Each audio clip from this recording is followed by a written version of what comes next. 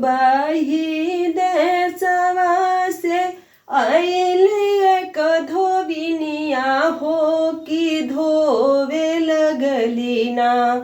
सातो रंग के चुनरिया हो कि धोवे लगली ना। सातो रंग के चुनरिया हो कि धोवे लगली ना। धोई धोई मालिन बेटिया फेकालिया कसवा हो झुराल चुनरीना। बीनु हावा के बेअरिया हो झुराल चुनरीना।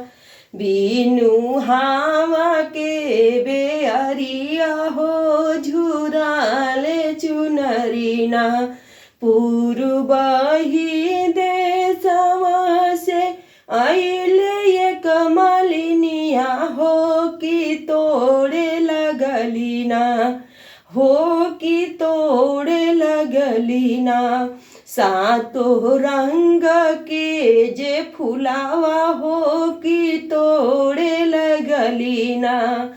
तोड़ी तोड़ी मालिन बिटिया बनावाली जे मालावा हो पहिनावे लगली ना।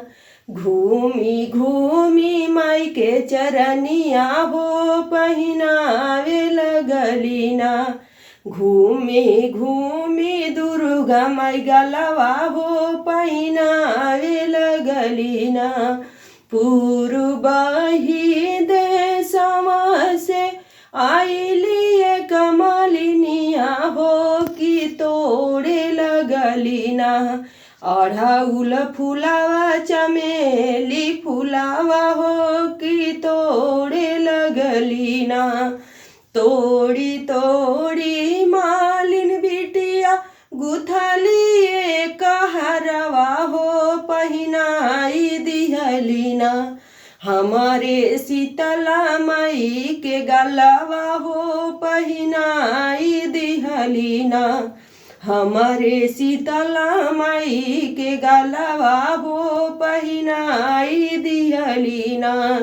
पूर्वही देशवा से आइली एक धोबिनिया हो कि धोवे लगली ना। सातो रंग के चुनरिया हो कि धोवे लगली ना। सातो रंग के चुनरिया हो कि धो